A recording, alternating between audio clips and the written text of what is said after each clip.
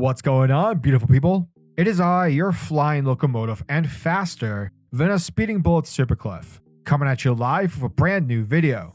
And for today's majestic and fantastic video, we're back at it with some classy World's Finest. Batman Superman World's Finest, issue number 19. Before we dive into the Silver Age world of superheroes, if you are new to the channel, then smash that like and subscribe button. That way you guys never miss out on anything that happens on this majestic channel. So what are you waiting for? Let's raise the bar and go full on Super Saiyan. Hit that subscribe button. Thus, without further ado, let's get majestic and heroic with Batman and Superman World's Finest, issue number 19.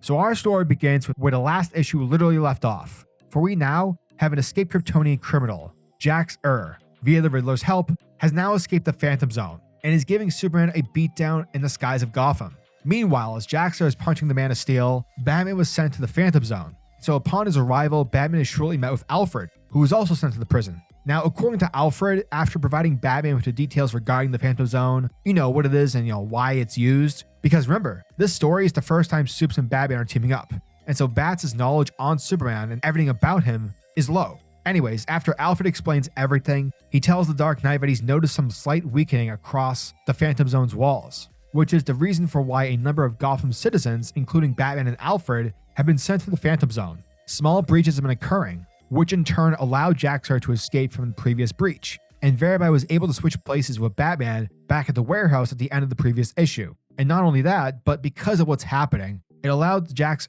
within the Phantom Zone to communicate with people outside of it, which is how he was able to control the Riddler. Picking back up with Superman, while the Man of Steel is getting punched in the face, Batman uses the same vantage Jaxar used, for we see the Dark Knight communicate with Superman via telepathy. From there, Batman asks Supes to provide a need-to-know basis of Jaxar, and basically Superman says that he's a mass murderer.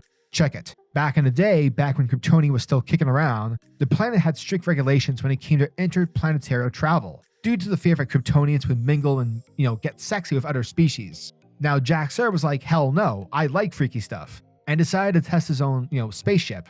Unfortunately, went off course and destroyed one of Krypton's most populated moons, and he ended up killing 10,000 people. Because of this, Krypton's Science Council were pissed off, and so they doubled down on their laws, banning everyone from spacecraft, including Jor-El's attempts to build rescue arcs once he discovered Krypton was going to explode. In other words, because of Jaxar's actions, he sort of has a part to play when it comes to Krypton's destruction. So yeah, you can definitely say that this fight between Supes and Jaxar is personal. From there, Jaxar manages to sneak up on Superman and punches the crap out of him. And to show how much of a boss he is, he pulls Batman out of one of the rifts, as a way to show how alpha he is, and how neither Superman or Batman can stand a chance. And with that, the villain takes off. Now, Batman makes the comment, basically saying that Jaxar is a maniac with a grudge, a hatred towards everything Kryptonian. And so the question is asked, are there more Kryptonians on Earth? And that's when Superman's light bulb starts to go off. And it's with that where he travels to the Fortress of Solitude, where Jaxar is using heat vision to melt down the bottle city of Kandor. But within an instant, Superman shows up and tackles the villain. Meanwhile, within the Phantom Zone, Alfred, who's still, waiting about to be saved, comes across a hooded alien who seems to be working on some sort of device. But before Alfred can see who it is and, understand what's happening, our mystery character disappears.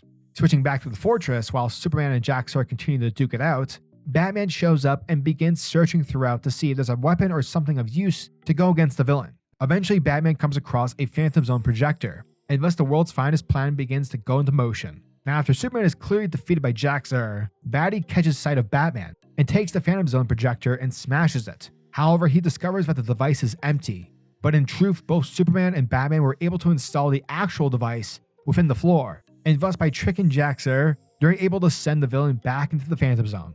From there, the heroes were able to retrieve the missing citizens, including Alfred, from the Phantom Zone, and afterwards, with tying loose ends, the World's Finest are able to capture Riddler for the cops to pick him up.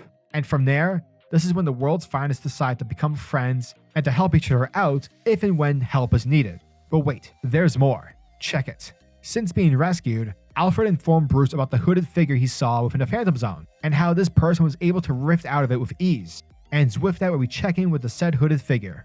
Apparently this guy's name is Alfred the Messiah, and one day, he swears a time will come when every wretch who's trapped within the Phantom Zone will be released, meaning every Kryptonian villain will one day reign supreme. And that, folks, was the end of Batman Superman World's Finest, issue number 19. And thank you guys for checking out my video, as it truly means the world to me. Mark Waid does an awesome job. He's amazing when it comes to writing these iconic characters. You can tell he understands Superman and Batman. He understands the world and the universe, and he understands comics. He knows when to focus on plot A while planting seeds for plot B, which in later issues will overall become the main plot. That's how you write good and compelling stories, but it's also how you probably build upon building your own story. World's Finest is one of DC's best comics happening right now. It's a comic that not enough folks I think are talking about, but they totally should. If you're the sort of reader who just wants good old-fashioned, Silver Age adventures but in a modern lens, then this is the series for you. Seriously, spread the word. Highlight the fact that this series is dope. So yeah, as always, I'm your majestic Sayo for its SuperCliff, and if you guys are new to the channel, then do me a solid by smashing that like and subscribe button, and also the notification bell so that you'll never miss out on an upload, and so that you'll always be kept up to date with your favorite top-tier comics happening in the comic book world. Now tell me, what are your thoughts and opinions on this issue? Are you guys excited for issue number 20? Let me know down in the comment section below. And until the next video, peace. A giggity goo.